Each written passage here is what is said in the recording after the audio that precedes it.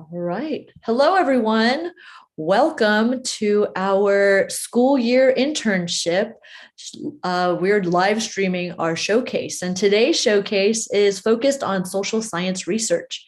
So I'm so excited that we've been collaborating with Griffin Legacy. Tavita Stovall is here to talk a little bit more about what her interns have been working on for the last 12 weeks.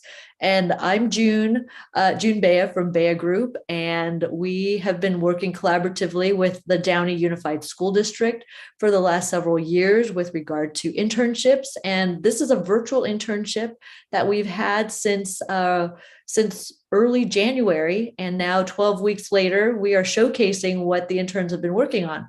So, hi, Tavita. Hello. So, would you like to share what we're doing today and what your interns have been working on? Yes, but first I wanted to introduce Kimberly Olivares, who has been my amazing assistant in this process. She is a deep dive lead. What would you go ahead and introduce yourself, Kimberly, to everyone? Yes, thank you, Tavita. Hi, everyone. I'm Kimberly. I was the co-designer for the social science research deep dive, so I got to support the interns throughout the research project, and also Tavita, who is the deep dive lead. But yes, I'm very excited to see other projects, and I'll go ahead and pass it back on to Tavita. Thank you. Thank you, Kimberly. I also wanted to acknowledge a very dear and integral person to this process, who is actually joining us on this showcase from Belize at the moment, but she actually hails from Florida. Kalia Fleming is here with us, and she has been such an amazing resource and knowledge of community-based research for our interns over the last 12 weeks. She's a doctoral candidate at Johns Hopkins, has her master's in public health and master's in community health as a community health education specialist. And I wanted to give her, I didn't know that she was going to make it because of the time difference, and she is on vacation, but I do appreciate she's here today. I'll let Kalia, you want to give maybe a quick hello, Kalia? Yes, hi everyone. Good evening. Thank you so much. I'm excited about tonight's showcase. Thanks, Kalia. So a little bit about this deep dive. It really was a chance to allow interns to explore social science issues that are important to them, important to the community, to find out how they can make a better community. And that's what we do at Griffin Legacy, and our social science research interns did an amazing job over the last 12 weeks. Researching issues that were near and dear to them, but also learning the process of research, everything from creating a problem statement, research questions, putting together a methodology, analyzing data with coding, and then creating what you will see today in their showcase, which is a research poster and presentation. So you're going to hear the breadth and scope of their work on this showcase today. So I'm going to turn it back over to Kimberly, who's going to be introducing our interns, and they will begin their presentations. Yes, so our first presenter today is actually going to be Matt Melendres. Hello, let me just screen share. Hi everyone, my name is Matt Melendres, and my topic of research is socioeconomic inequality within America. My problem statement for my research is income inequality within the United States has been rapidly increasing over the past half century in contrast to most countries, which could lead to a rise in homelessness, malnutrition, and lack of access to basic human needs such as education and healthcare. Ideals such as an inflation-adjusted minimum wage and universal basic income provide possible solutions by opening new economic opportunities to those who lack them. My research question for my studies were, how does technology impact the rate of income inequality throughout the country? I conducted my research by collecting secondary data and qualitative data by interviewing organizations that are based on fighting and advocating for fixing socioeconomic inequality. The participants in my research were a broad range of those working minimum wage jobs throughout Downey, from retail workers, medical billers, and restaurant workers.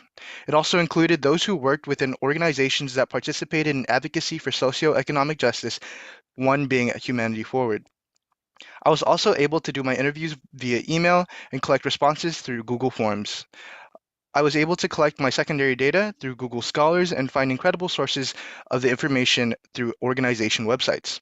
Although I was not able to get everyone I wanted to participate, for example, some organizations not responding to emails, I was able to collect a lot of responses from people who I work with and live near.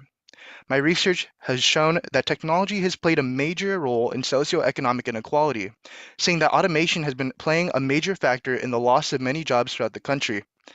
Automation, which is the advancement of technology responsible for replacing humans with robots and AI, have been the leading factors of socioeconomic inequality. The respondents in my survey agreed that they believed their jobs were in danger to being lost into automation. Our country has not been making vital movements towards adjusting our workforce and economy to accommodate this new technological age. The rapid increase of socioeconomic inequality is a result of that ignorance towards the issue. We know that around 46% of the jobs in the American workforce are currently in danger of being lost due to little preparation we have made for those major changes. Some unique responses throughout my research were from organizations I were able to reach to. They provided unique solutions to problems set in front of us with socioeconomic inequality. For example, universal basic income, an economic platform that gives citizens a certain amount of money per month, was common among solutions presented. In Stockton, California, we saw through my secondary data that a result of universal basic income was job creation, as people were able to afford to work again and be able to adjust themselves into a changing American workforce, with a dramatic 12% increase in employment. Not only did their economic opportunities expand, but their mental health. It is expected by 2030, 73 million Americans will lose their jobs to automation, and it's only getting worse. I believe my research question has completely connected with my results found within the project. It's become evident that automation and technological advancement has led to a margining gap in socioeconomic inequality as minimum wage workers across the country lose their jobs to robots. The future is coming faster than expected, and America isn't ready to face that. The socioeconomic problems set in front of us are a result of that unpreparedness. I believe my research implies that Americans are being concerned with the future stability of their jobs now as a new technological age comes forward. But solutions such as universal basic income, through my research, have provided enough evidence to show that they can bridge that divide and supply Americans with the resources essential to prepare for this large economic shift that will affect the lives of millions of Americans. Thank you. Awesome. Thank you, Matt. And then our next presenter is going to be Michelle Alcacio.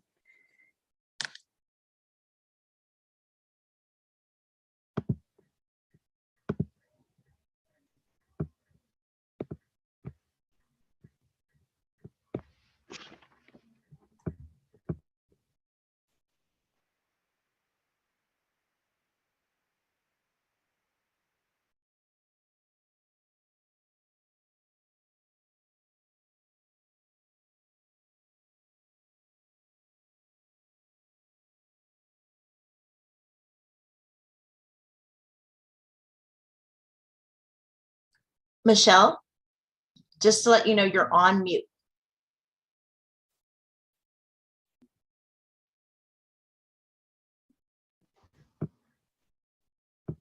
I think I might need you to screen share my poster presentation. Actually, Okay. do you mind if I interrupt really quick? We actually have a Downey Unified board member who just joined us. So if Nancy, if you wanted to say a few words, we're so excited you're here to join us. Sorry, I didn't mean to come in late and I didn't want to interrupt anything. I'm just so excited to see what's going on this year. I had a great time last year and I haven't been able to continue it yet. So this is my first one this year. So I'm all excited. That's it. Thank you so much for joining us. So this one is the 12-week school year internship. So these were alumni from the summer who applied to do a more in-depth work with mentors. And so this one is focused on social science research. So thank you. Thank you. Thanks. Turning it back to you, Michelle. Thank you. So thank you, Michelle. You can go ahead and unmute. I will share your poster board for you. Okay, hold on. Make sure that you can see it okay. Are you okay? Wonderful. So take it away. Hello, my research presentation is about mental health in high school teens. I was interested in this topic as I have witnessed students' emotional health was strongly impacted due to COVID, as I wanted to research the effect it had on all grade levels, not just seniors. I wanted to know how high school teens were handling inside and outside factors of life. Students should be able to excel through their academic journey, but as well as their emotional well-being too, as they are using their feelings and thought process to combat personal challenges they face in their life. Through my literature review, I got great insight onto different articles like journals on medicine and websites that related to keywords I used through Google Scholar. Some keywords I used were anxiety, Gen Z, burnout, and high school students. Upon getting plenty of information through journals on medicine and reprinted articles about an increase of a mental health crisis in adolescent teens, I wanted to conduct my research through primary data as I saw a lot of hardcore evidence on students ranging from different races, ages, and even other contributing factors like grade levels. Through my primary data, I centered around a short student survey. My participants were high school teens, or more specifically focused on all grade levels, which were 9th through 12th grade. I had sent out an email with a link to my survey to 60 student participants. At the end of concluding my data, I got 44 responses out of 60. Through my data analysis, I had found out of 44 responses, 68.2% of students have felt stress either once a day or more than a day, which really surprised me as it was a high percentage. On top of that, 93.2% of students have felt academic burnout. I conducted my analysis through bar and chart graphs, which helped me see common or unique trends in my data. A common trend I noticed was through my responses, there was 31 seniors, 5 juniors, 3 sophomore, and 5 freshmen. Through the questions, if they asked if they have ever felt anxiety, stress, or academic burnout, there was a high percentage in those numbers. This tells me that this tells me how even younger grades are feeling stress or anxiety. My research questions indeed connected towards my results, as I had saw a clear indication of high school teens feeling an emotional impacts. However, through my research, I had faced some limitations, such as not having a desired total responses. As I said previously, I had gathered 44 responses instead of 60, as well as a gap of participants from grades 9 through 11. My research implies teens' mental health has been increasing towards being considered a mental health crisis. But a very helpful asset that makes a positive impact on teens is 36.9% of them are feeling comfortable enough to talk to their teachers or even counselors about their emotional being. In closing, based off my data and responses, makes me want to advocate more towards funding on student services. Thank you. Thank you so much, Michelle. I just wanted to make sure everybody knows we are going to be going through all the presentations, and then at the end, we'll open it up for questions. So go ahead, Kimberly, take it away. Thank you. Yes, thank you, Michelle. And then our next presenter is going to be Erin Hong.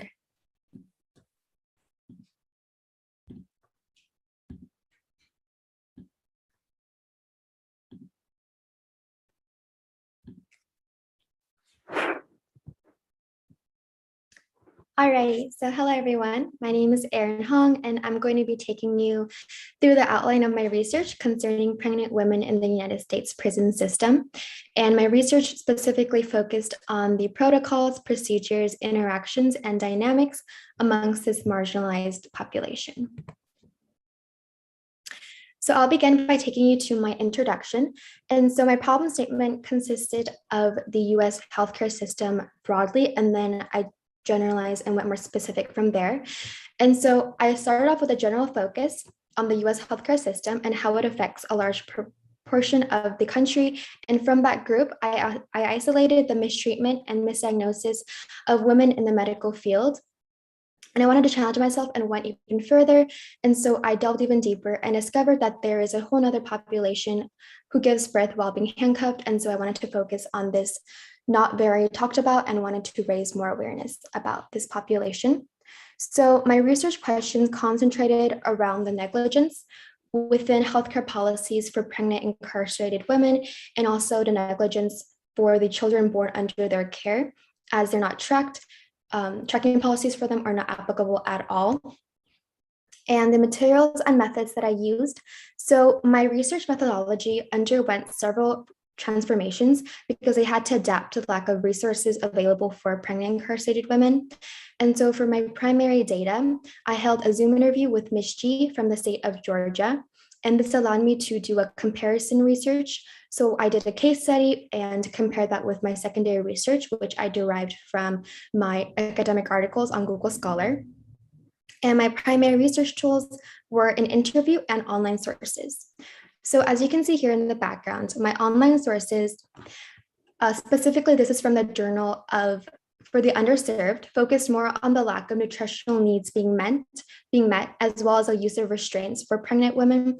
And they touched lightly on the lack of psychological support as well, but they didn't delve too much deeper into that and was more objective in the whole broad image of everything. But with my interview, I was able to go a bit more in depth and a bit more personal with the issue as well.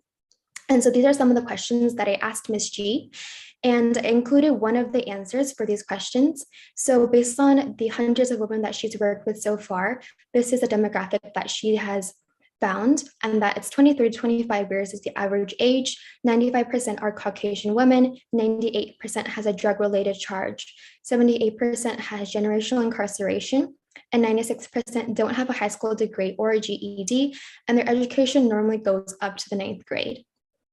And so this interview was very valuable for my research because, as I said, it allowed for a more personal look, and all of her in-depth responses gave me a new perspective to focus on for my issue. And I also realized that I had to modify my questions regarding the interactions between mother and child, because I discovered that it's difficult to ask these questions when no interactions are even allowed between the mother and child, because she has mentioned that the mother is only allowed to see her babies 2 hours after birth. And after that, she is no longer able to interact with her baby. And so I had to modify my questions to ask what really happens within the prison systems and the treatment from the staff on hand, and also the complete lack of medical negligence from the doctors and physicians on staff as well. And so based on some of these questions, some of the answers that she has given me was people had to cut the stitches themselves, and these women also had to plan their labor around officer shifts. And so they would try to prolong or delay their labor based on which officer was on shift that day or on that time, based on who would take them to the nearest hospital. And I was also very interested in how the infant who was born under their care would be treated, and if they're allowed to see their mother at all. And I discovered that the Georgia department did not track if the baby was going to see family at all. And so once the baby was born, it was up to whoever took them in. And some exchanges between the baby and other family members occurred even in cafes or within neighbor exchanges. And so that was also a very severe issue that would have long-term effects on the child as they were going through their childhood. So I'm going to talk about my results now. And so my results, I believe, were very surprising for me. And I got to learn how simple yet complex this issue was. I approached several organizations, and most of them were specific to a certain state. For example, in California, I reached out to a grassroots organization. And out of the many organizations that I reached out to, the only one that reached out to me back was from the state of Georgia. And so I conducted an interview with Ms. G. And my research questions did connect with my results. I believe that my research holds a greater emphasis and responsibility on the government to carry out their promises and the past laws. And although recent bills were passed by the government to address negligence of pregnant incarcerated women, none of them are being enforced by the department or any staff on hand. And so even with Ms. G, she has mentioned that she has helped a recent bill get passed in Senate. And even once it is signed by the president, there is still very few hope that it's going to get enforced within the prison system itself. And so it's largely up to these underfunded and understaffed programs to support this marginalized population. And so I think the biggest issue right here is having to raise more awareness. And so there's more of an urge on the government to pass these bills and to also enforce them by establishing a new department or establishing new programs that are funded properly. And so for acknowledgements, a special thanks to Bay Group for holding this social science research internship, and to Davida and the Griffin Legacy for mentoring us through these several weeks and allowing us to conduct these research projects. Thank you. Awesome. Thank you, Erin. And our next presenter is going to be Mia Alvarez.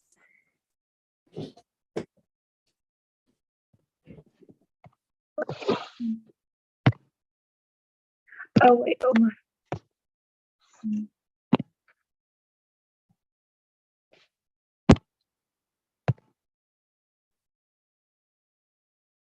There we go. Okay. So, hello, my name is Mia Alvarez, and I'm a senior at Warren High School, and my research was conducting and finding efficient mental health resources for young teens and adults. So, my research question is, how have certain resources that have been offered to young adults and teens helped with behavioral mental health problems, and how effective have those resources that have been offered? Looking at several articles that I found, I've been able to compare and contrast both my secondary and primary data. So when collecting data for this research, I did a survey through Google Forms and had sent it out to people within the age range. So my age range was between 14 and 21. And so the way I actually got my survey out to people was posting it to a close group of people on social media and seeing who would be able to respond to it, and had very interesting results and was able to compare that to certain articles I found. So throughout that first article I found was how it had talked about how both in-person, how anonymous mental health resources had been helpful for young teens and adults, especially during the COVID-19 pandemic, and how social media and technology in general has helped a lot for this generation in particular, because within this generation, a lot of technology and social media was introduced to us. And looking towards my survey results, the majority of participants had said that social media / technology has affected their mental health, and just in general, not necessarily going towards good or bad. And when interviewing people, several participants had talked about different types of social media sites such as YouTube or anonymous texting lines that have helped them a lot as well. And so I thought that was very interesting in particular, because relating back to that, technology and social media has helped me as well in both good and bad ways. And then looking more into one of the questions I had asked which was, do you feel comfortable with seeking professional help when struggling with your mental health?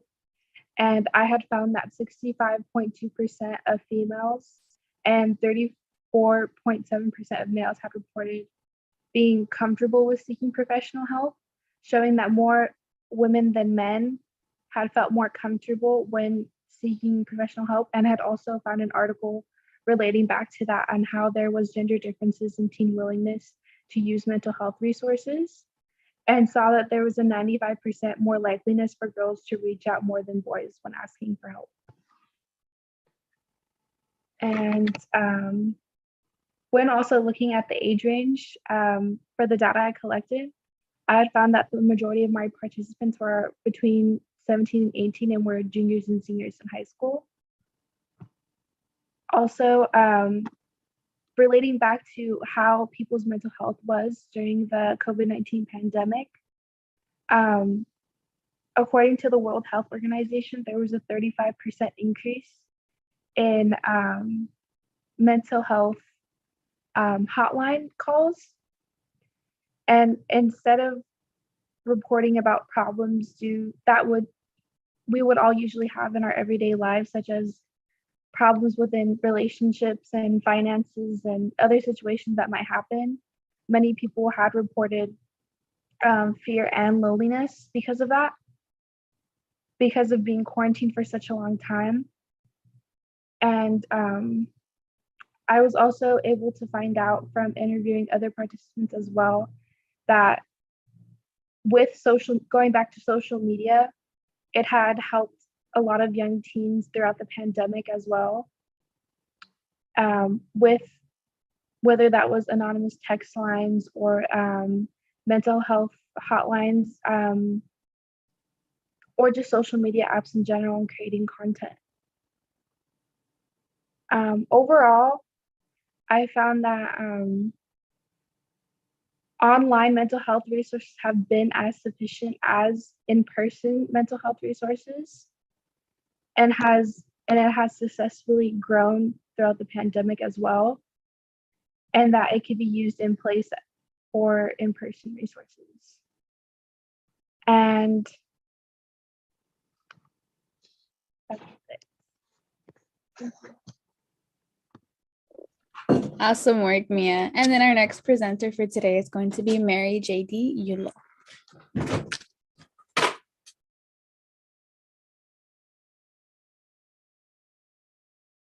Just give me a second.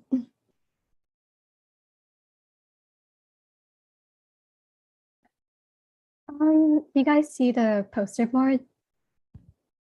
Okay. All right, so I'm Mary, and I wanted to research educational opportunities for low-income students. So just for some context, I'll read the problem statement. Due to socioeconomic status, also known as SES, students from low-income families may experience educational inequality opposed to those from financially advantaged families. And then low-income students may have less access to supplementary classes and extracurricular activities, while their schools may lack adequate funding and staff. Several studies propose solutions such as rejecting property taxes as a main source of school funding, increasing teachers' salaries and hiring, and implementing enrichment programs to address the problem. However, through further research, schools may be suggested with more possibilities to support financially disadvantaged students with. So for my research question, I wanted to understand, how does low socioeconomic status impact the progress of low-income students? And then I have 3 objectives. The first was to acknowledge the involvement of local school districts with low-income students, and for mine, this would be Glendale, which is GUSD. I also wanted to understand the correlate potential relationships between low-income students and their academic achievements. And finally, I wanted to identify possible interventions for schools to support low-income students with. So materials and methods. I did both secondary and primary research, and I'll start with my secondary research first. So for my literature review, if you don't know already, socioeconomic status is a family's attainment to wealth, power, and social status. And then in terms of student SES, this is determined by parental factors such as income, education, occupation, and resources at home. And SES affects low-income students' achievement materially and cognitively. For example, students might have attention deficits because of low income and stress. However, this because of parents' focus on trying to work, their parental skills and ability to address students' attention span and their academic achievement, those skills might be compromised because they're trying to focus on work instead of their education. And according to the American Psychological Association, low-income students are less likely to have experiences that encourage the development of fundamental skills of reading acquisition, such as vocabulary and oral language. And some possible interventions include cognitive training or family-based training programs. And I also wanted to highlight the significance of hope. And hope has two influences. First one is perspective, and it might strengthen their ability to envision pathways towards their goals. And the second one is agency, which might improve their ability to engage and enact in those plans that might accomplish them. So just for more local statistics in Glendale, the median income for all races and genders jumps from $23,000 to $183,000. Anyways, so for my study, I conducted a digital survey, and this was through Google Forms. For my participants, I emailed 5 organizations. However, I only received 3 respondents. And these organizations, they worked with GUSD and local elementary and middle schools, and they had low income interests. So my survey had 12 questions, and I divided them into 12 questions. It had 3 sections for them. The first section was about the services in GUSD and how they support the low-income students. The second one was about the services that the organization provides to GUSD students. And the final section was about possible demographics between low-income students and their academic achievements. So in section 1, which is about the GUSD support for students, I found that a lot of the respondents were emphasizing childcare. For example, there's a lot of funds that target preschool and expanded learning, which is after-school programs. However, the respondents, they were concerned about teachers, academic achievement, classroom materials, enrichment programs, and also campus environments. So they thought that those areas might need more attention in GUSD. For example, in teaching, they thought because of the recent COVID pandemic, there might be more, there needs to be more emphasis on it because we need post-pandemic instruction after being distanced in person. Not only that, but because of low-income students, they might not have digital literacy at home. Another area of attention was childcare. For example, the respondents said that they might need a safe place after school. However, in order to have childcare programs, we also need more staff and hiring for it. Not only that, but in terms of childcare, because all families are different, respondents also said that there should be support based on student background and family and student needs. And not only that, but in order to build a better relationship between students and teachers, there has to be more empathy between the two.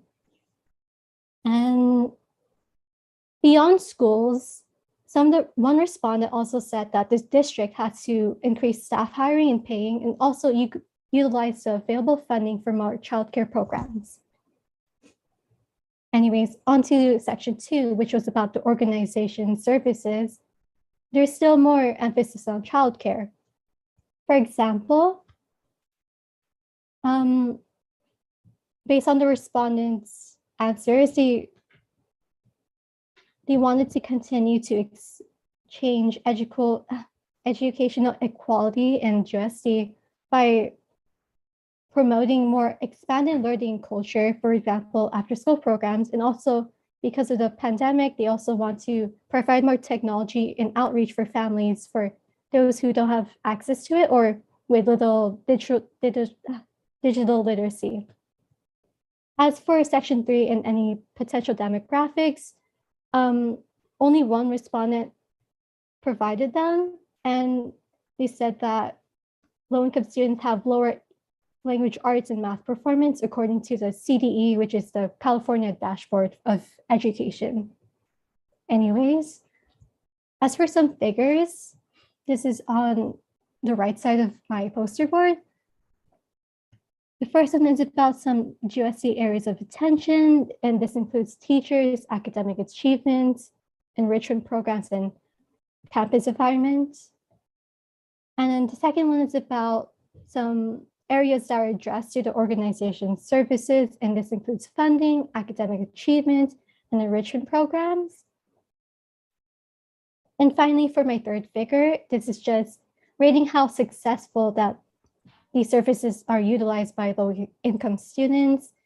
And two of them said like 4 out of 5, which is funny because it might be a little bit biased, but it's good that they're proud of their program. So that's just one thing to consider. Anyway, so for my conclusions, there is a connection between my research question and results. And according to my objectives, GSD serves low-income students with preschool and after-school programs, which are partially funded through LCFF plans, which is just local funding. And then GSD also provides affordable childcare, tutoring, and test fee waivers. And as for my second objective, based on the CDE, there's a correlation between substandard performance in ELA and math in low-income students. And finally, childcare should be further emphasized, and this includes well-being, supplementing for well-being so that students could focus more on being a child and being a student instead of like thinking about survival.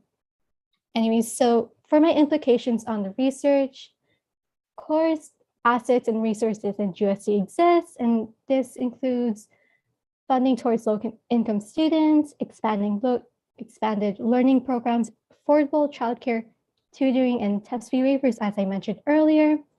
And according to my primary research, which is my online survey, schools should prioritize low-income students with childcare more. And in order to do that, we need more staff and hiring for those programs to run. And then for secondary research, it recommends cognitive training programs and family-based training interventions as well. And doing this could help to mediate the students' attention and cognitive problems. And also these family-based training interventions will involve parents into their developments or cognitive development. Sorry, I keep stuttering at this point. Mary, thank you so much. Okay. No, you did a great job. I wanted to say more. I guess I had a lot. Well, Bill, maybe you can fill in other details during the question and answer period. Thank you, Mary. And then our next presenter is going to be Stephanie Udese.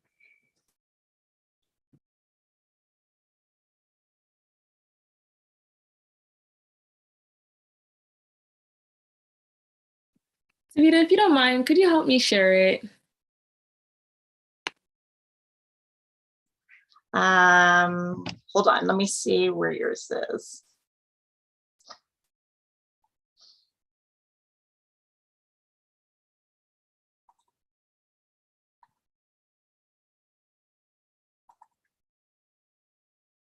Okay, hold on. I'm about to share.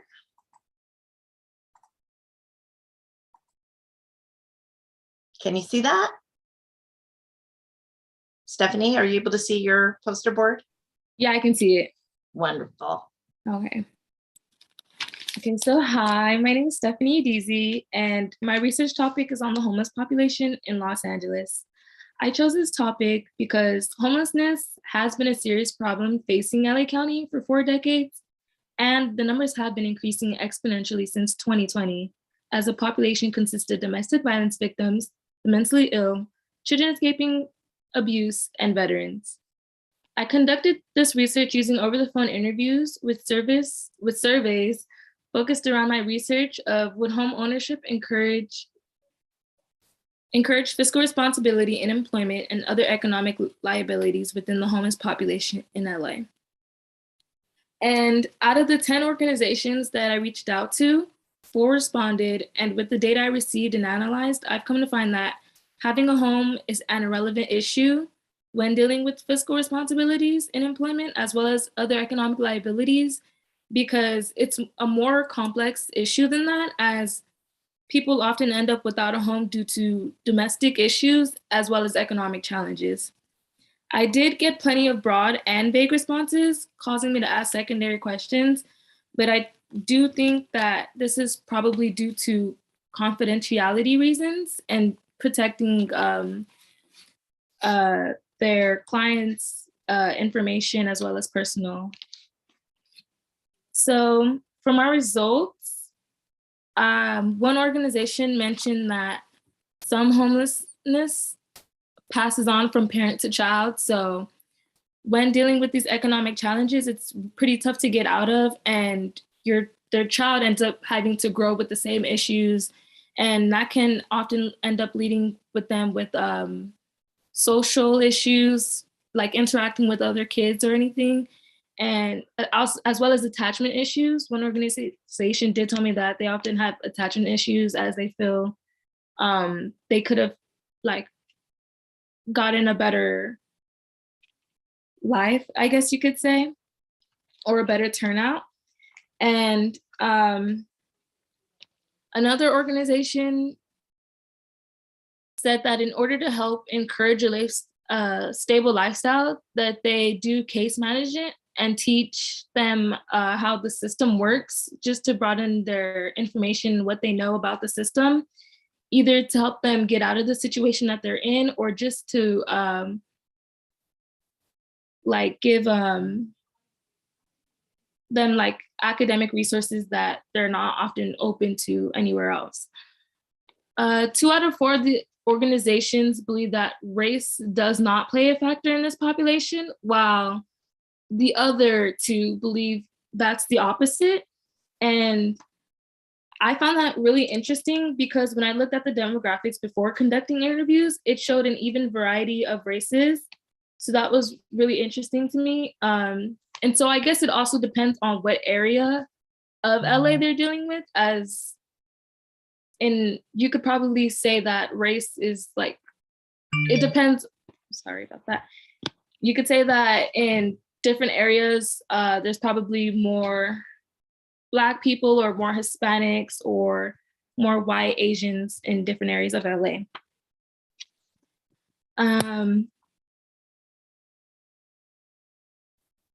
Each of these 3 out of 4 said that the main cause of increasing numbers in this population is lack of affordable housing, while one said it's mainly due to domestic abuse. So that was also really interesting to me.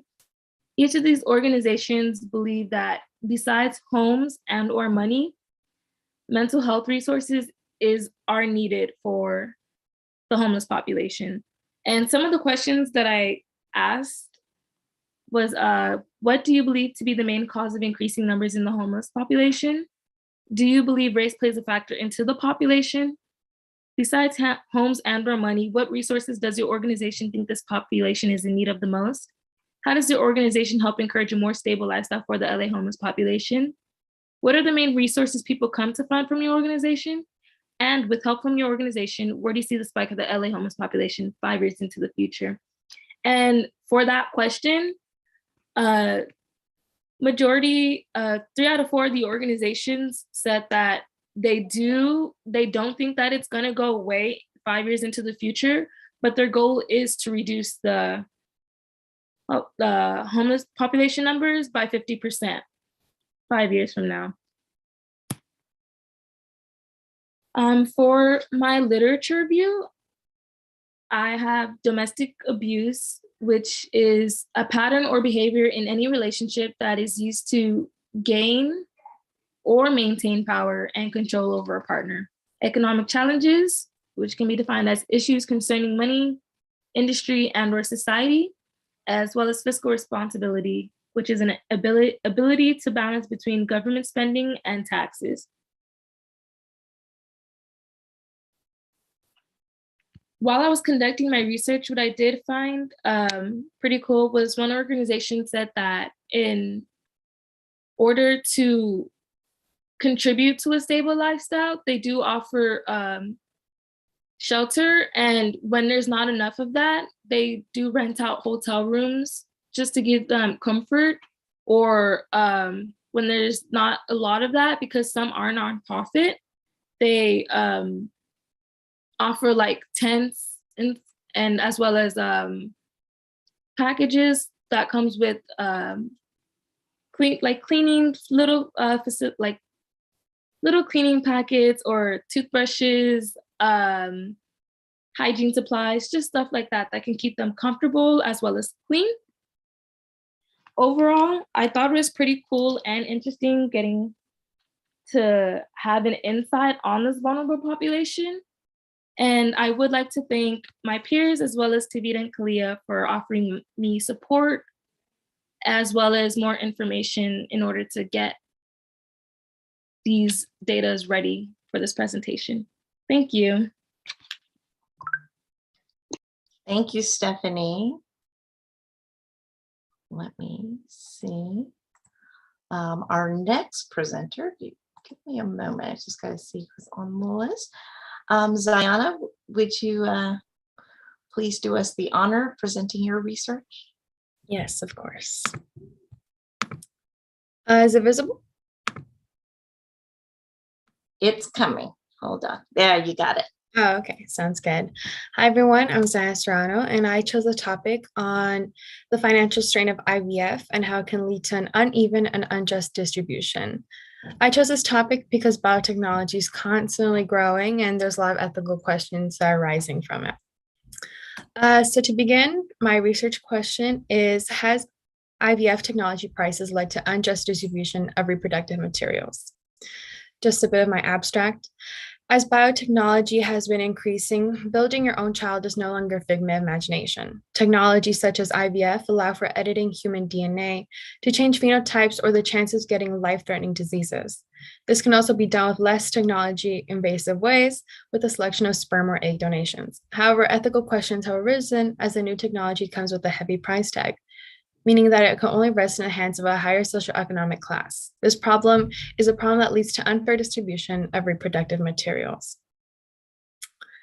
As for my research, I chose to speak to 5 different sources, only one getting back to me, however, and not with the best results at hand. So that is a huge limitation of my research. So I switched to secondary sources from fertility clinics and their organization websites. A couple of questions. I did ask approximately 10 questions, but I felt that these 4 are the ones I received the most results.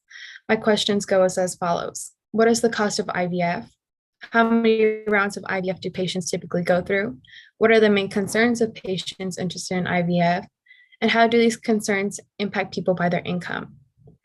A few results I felt were very prominent goes as follows. All resources determine that the cost is because of how intricate the IVF process and procedure is. For most couples, one of the biggest roadblocks is starting the fertility clinic due to the money. About 1 round of IVF is anywhere from $12,000 to $15,000. Now, this is just for 1 round. Typically, women do more than 1 round. It really just ranges on so many factors, such as age or a different pre-genetic test. Typically 1 cycle, yes, I said.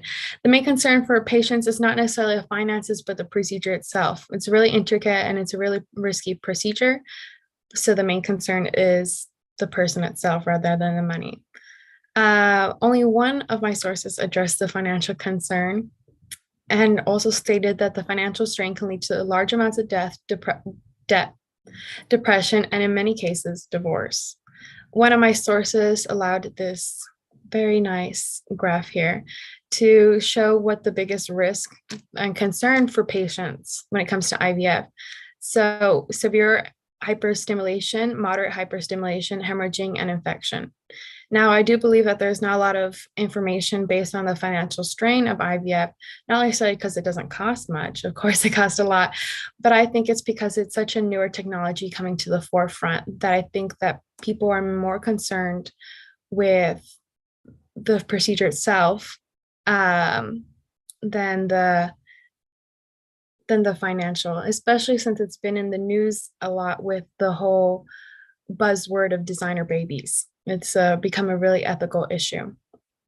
So, how has my research question connected or disconnected with my results? My connection is that I was given some financial information, though limited, it was still provided. A disconnection is that there was more information on the procedure itself rather than the finances. I was able to pretty much find step by step on how the procedure is done. The limitations was on responsiveness of my sources. I was surprised by the minuscule amount of information on the finances, but I got to realizing that it could be because there's so many different factors when it comes to IVF, such as if it's so many different factors such as age or the type of risk that the couple or maybe the singular person who chooses to get the procedure done. What do I think the research implies? I think that it's still considered a very new technology. I believe it was first introduced in the 80s to the US, so it's not, I would say it's fairly new in technology. And the recommendations for the future of this issue, I recommend a little bit more of the fiscal impact of IVF as there isn't much information. My references, I don't know why it's freezing up, but my references, okay. My references is UCLA Fertility Clinic, the UCI Fertility Clinic, the USC Fertility Clinic, the Hope for Fertility, and the Society of Assisted Technology. And that's it. Thank you so much. We have 2 more interns to present, and the next person up is Janice. Okay. I'm sharing my screen. Can you see it? Okay. So my name is Janice, and my project is on juveniles being tried as adults in the United States. And I personally did this topic because I have always been interested in the criminal justice system, and I just feel like this isn't something that is talked about as often as it should be. With that being said, my problem statement is that across the United States, there are still a number of states who have no problem with juveniles being tried as adults. Those states include Alaska, Delaware, Florida, Hawaii, Idaho, Maine, Maryland, Michigan, Pennsylvania, Rhode Island, South Carolina, Tennessee, and West Virginia. Those states all have no minimum age for the adult prosecution of children. So some background is that in order to prevent young juveniles from being involved with adult criminals in the system, is the juvenile justice system was created. This system was initially created to separate it from the adult justice system, but despite this separation being made many years ago, youth are still being tried and prosecuted in the adult criminal justice system. The main goal of the system is to offer youth proper rehabilitation and avoid future delinquency. Oftentimes, the youth involved in crimes are doing so because of violence at home, poor educational standards, peer pressure, substance abuse, low living income, and lack of moral guidance. So initially, I was gonna do primary research, but unfortunately, the organizations that I reached out to, some did get back to me, but they didn't want to do the interview, and they just basically said that I can go to their website because most of the information is there. So I did that, and there was actually like a lot of information that I got from those websites. And I also read a lot of articles, I watched a couple documentaries, and there was also some textbooks that provided a lot of good information. So in 2019, 696,620 children were arrested in the United States, and on average, about 1,909 students are arrested each day. the United States locks up more young people than other countries do.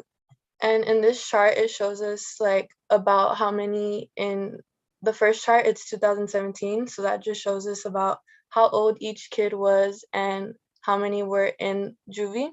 And then in the bottom one, it shows us the difference of where they were located, which is some were located in detention centers and long-term secure facilities, as well as adult prisons. And 4,000 probably might seem like a low number for compared to like all the other facilities, but for children to be in adult prisons, that's a very, very high number because they shouldn't even be there in the first place, in my opinion.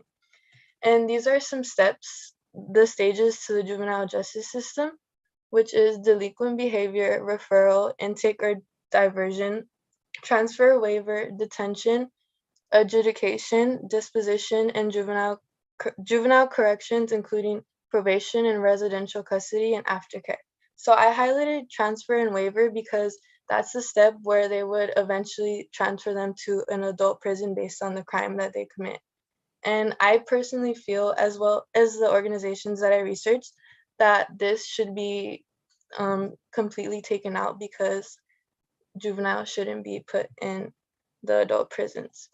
So with that being said, in adult prisons, kids do not receive special treatment, and there are youth who are subject to solitary confinement for up to 24 hours.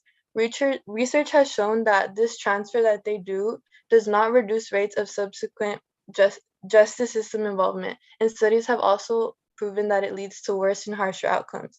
Not only that, but these children are experiencing strip searches, shackles, chemical sprays, and many other things. These kids are experiencing physical injuries, emotional trauma, psychological harm, sexual violence, and many other traumatic things that no kid should experience ever. And yes, these children did in fact commit crimes. However, scientific researches show the key differences in development between youth and adults. And this chart shows that the brain isn't fully matured until the age of 25. And because of that, the decisions that we make and our impulsive decisions, they're going to be completely different from a 40-year-old person, for example, because that our brain is the last thing to fully develop. And when children are in prison, they don't have access to the proper education that they need. And that is why that in the juvenile justice system, they suggest putting them in the juvenile justice system because in juvenile justice system, they receive the rehabilitation and the education and many other programs that they wouldn't receive in adult prisons. And as I mentioned before, I reached out to about 10 organizations and they did redirect me to their website. And I also, because of that, I found out that in order to prevent juveniles from going to prison at all, they could do many other things in the community, which is like community involvement and playing recreational sports, being in clubs at school, tutoring after school. All of these things are things that they suggested for the students to do instead of being around crime, because most of the children that are in the juvenile justice system is because they are surrounded by crime most of their life. And yeah, that's my presentation. Thank you. I would also like to thank Tavita and everybody else for helping me, because without their help, I feel like this wouldn't have been possible. So thank you so much. Thank you, Janice. And for our final presentation this evening, we will have Litzy Plata will be presenting.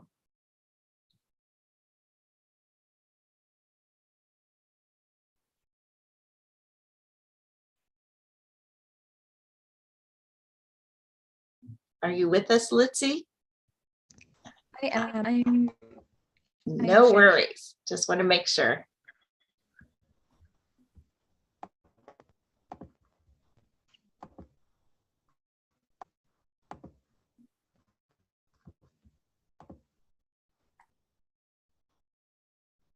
Okay.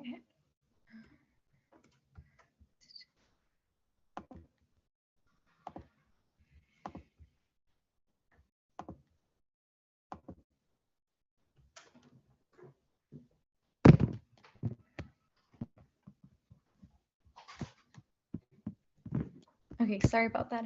Hello, my name is Lutzi Plata, and my topic that I researched is how domestic abuse affects the child. Now, to begin, my problem statement is that 1 in 7 children have lived with domestic violence at some point in their childhood, and depending on the child's developmental stage, experiencing domestic violence can lead both short and long-term cognitive, behavioral, and emotional repercussions. When I first heard about this internship, I was very ecstatic to research this because growing up, many of my friends lived in domestic abuse, and then I was unfortunately able to experience it firsthand. So my research question is, how does domestic violence affect the child living within that household? For my research, for my research, I contacted organizations that focus on domestic abuse awareness, refugee for victims, specifically women's victims, and child-oriented focused nonprofits. My interview questions that I asked were, what is domestic abuse? How does your organization define domestic abuse?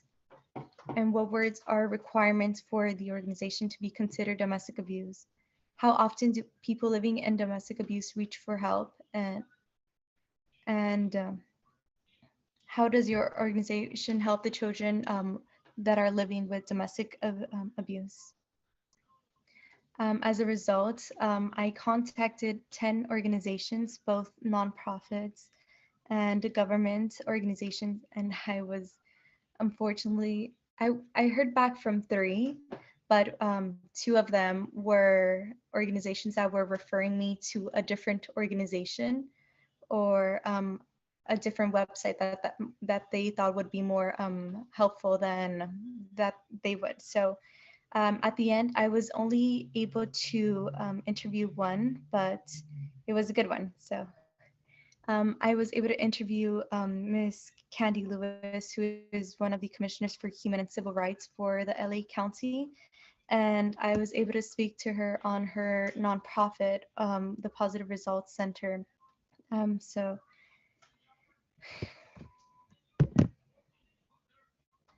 my research question did connect with my original problem statement. The child is affected not only cognitively, behavioral, and emotionally, but Ms. Lewis also brought in a new perspective as to how domestic, through our conversation, we conversed how domestic violence often begins in the womb, and a pregnant mother that is currently living in an abusive relationship, the probability of them after birth, their child will experience domestic violence went up to 66%. And the just in preview, domestic violence, she brought up the fact that it doesn't just show up as one physical form, but in emotionally, mental, sexually, financially, spiritually, and medical abuse. In my literature review, I was able to find out that domestic violence victims make up 56% of homelessness in refugee centers, and children living in domestic violence have even after reaching safety or feeling secure, they will forever be affected by what they have lived through. And there is no specific demographic of whom this can happen to or at what age, but it happens to 1 in every 4 women and 1 in every 10 men. Although there is no specific protocol per se to domestic abuse. And domestic violence is one key indicator that child abuse or neglect might be happening at home. And 3 to 4 times more likely to experience, children are 3 to 4 times more likely to experience physical and or physical violence or neglect at home. Now, I would like to also add that after researching all of this, just going back to the organizations that I was able to contact and whom were able to converse with me, we sincerely need to create more awareness on domestic violence. Although there is a lot more than other topics, creating awareness through education, community outreach, and youth engagement will further prevent domestic violence within our communities and worldwide, since the child of such communities won't grow up living in such a neglect. And one of my favorite parts of our conversations was that we need to stop setting children of domestic abuse and into these little stereotypes, keeping them that if you experience domestic violence, that will you will therefore in the future become an abuser if you are a male, or a victim if you are a female, which was what I found on many of the websites as I was doing all my literature review. So creating awareness through education would help us move forward in a better path and direction within our future. Thank you. Thank you, Litzy. So that I want to just say thank you to all the interns for a really amazing job. I know how hard you worked over these 12 weeks, and I really applaud all the effort and the outreach that you did, and you've learned a lot of skills that you'll be able to carry on from this day forward.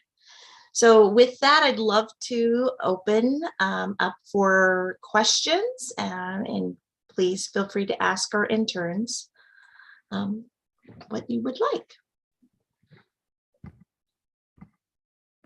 Okay. I have a couple questions and a comment.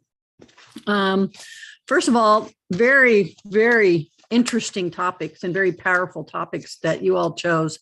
I was very impressed with that. So I was just kind of curious, and I'm not going to ask any particular student, anybody wants to, but did your research change what you thought your career goal was, or did it strengthen it in any way? Anybody? Oh, I would like to go ahead and speak. Thank you. So, yes, and my experiences during my childhood greatly impacted what I want to do in the future, which is family law. And this internship just greater emphasized that passion for it. Although I mentioned that I contacted 10 organizations and only 3 of them got back to me. The people that I did meet along the way, the people that are like, hey, you should contact this. They keep emailing me in regards to the topic, and I found so many great people that just want to keep helping me, and that just, I know I want to continue this in my future. And I really want to thank Miss Savita and Miss Kalani for helping us. And yeah, I can't really say it, but thank you so much. And this will be so helpful in my future career. Thank you. Thank you. Does anybody else want to share? Yeah, I was gonna say that I always knew that I wanted to do something in the criminal field, and for my Not major, the criminal side, right? Not really be a criminal. You're talking. yeah, I mean like work with the criminals. Okay. And yeah, so I applied for colleges. I applied with major in psychology so I can eventually hopefully become a criminal psychologist. And after doing this research, like it made me really want to go more into like juveniles.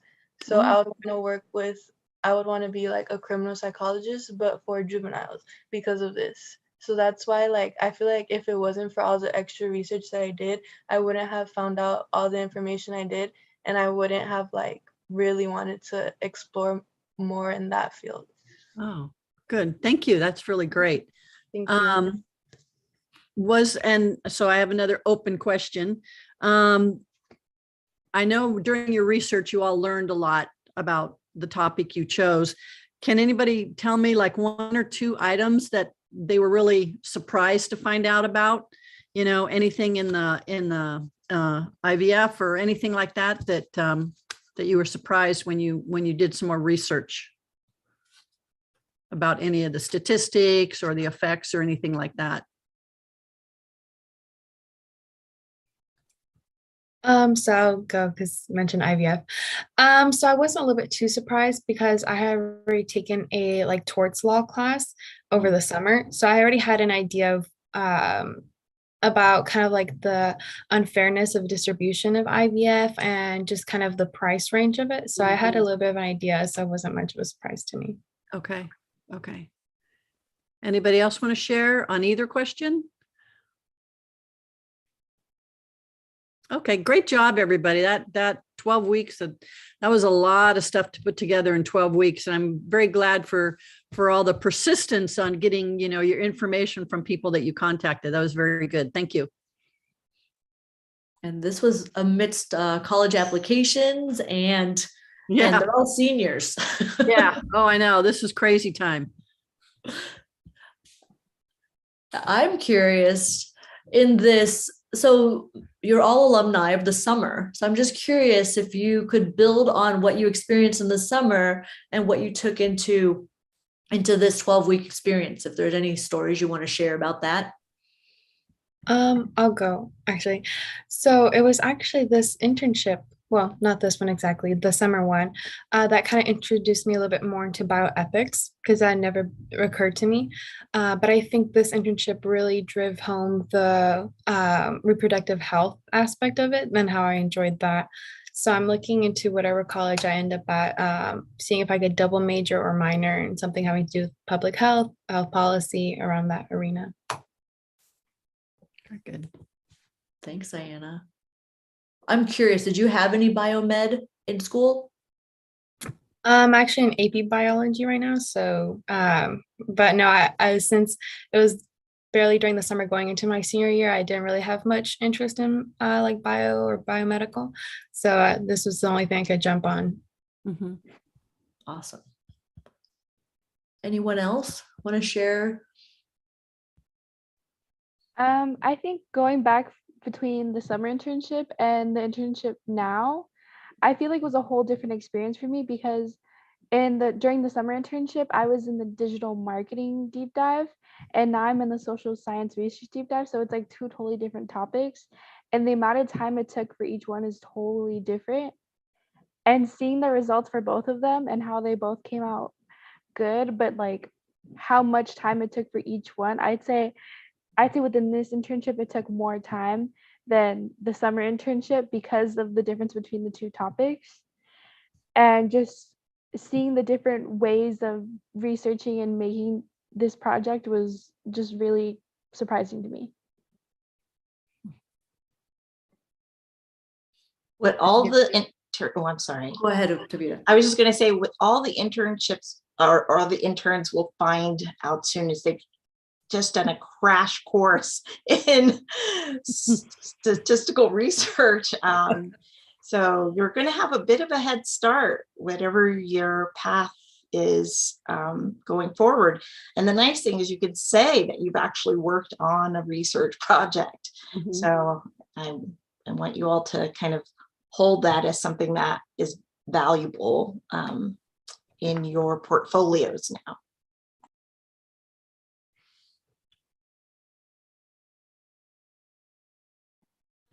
Are there any other questions you would like to ask our interns about their topics or even the process? I have one. Can I ask, because there was such a diverse set of topics, yes. and first of all, congratulations, everybody. Your hard work shows. Great job. what was, because it is a lot of work, this is a lot of work, but among all this work, what was your favorite part of the entire process?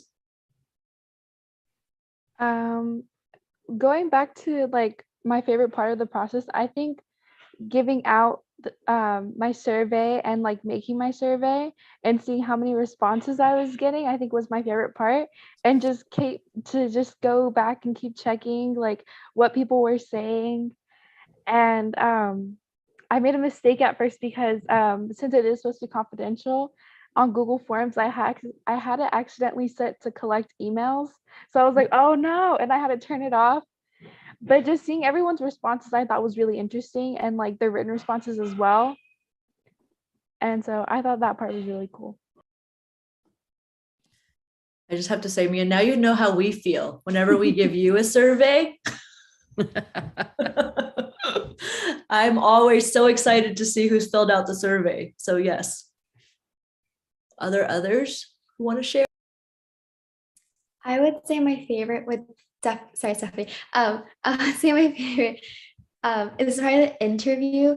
I think it was a lot more emotional and it came a lot from the heart from the interviewer as well.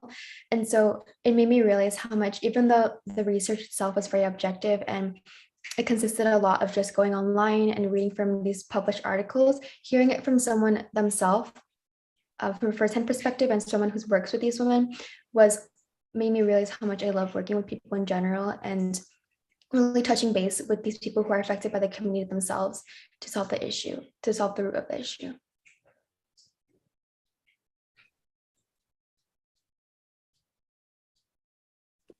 I think for me, after like calling so many organizations and not getting any responses, finally getting that first one was like, yay.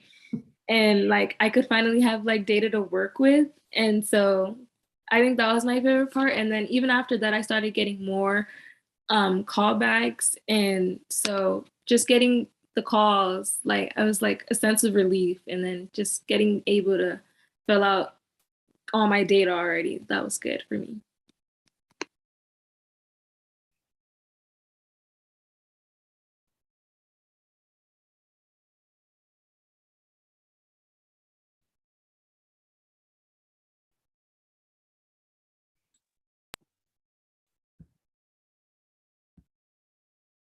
Any other questions or anything maybe the interns would like to share that hasn't been asked?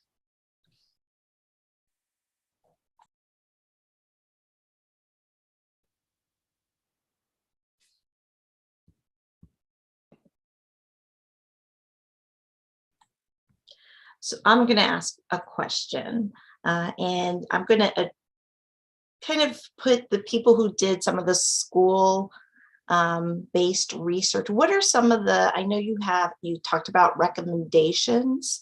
What do you think can happen from your research? Will you share any of your research with anybody outside of this process right now, just to kind of let them know what you did and what your findings were?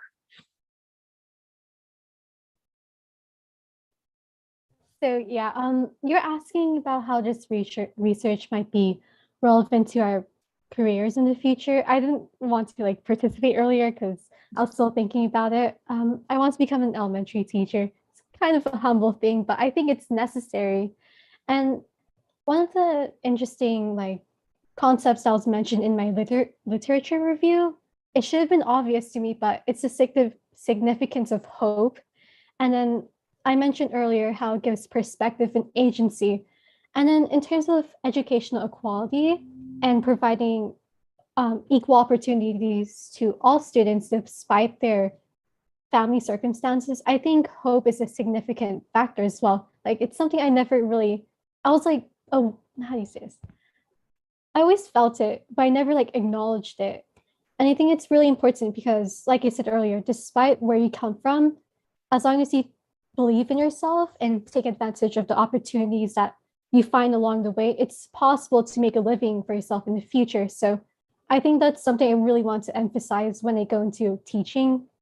So yeah, it's also like relevant in other parts of life, like beyond education. So it's definitely the concept of hope. It might sound cheesy, but also like keep it in mind from now on. And I think that's a great thing. And what we would say is that's your next level of research is oftentimes what you found in your studies now, in your research studies now, will maybe help you kind of go, there's a piece of it I want to explore further. And so there is such a thing as researching the impact of hope in different communities. So Mary, I would definitely suggest that you even kind of start looking at that. And you might even start with the idea of belongingness in schools, because that is often where you might find that concept of hope.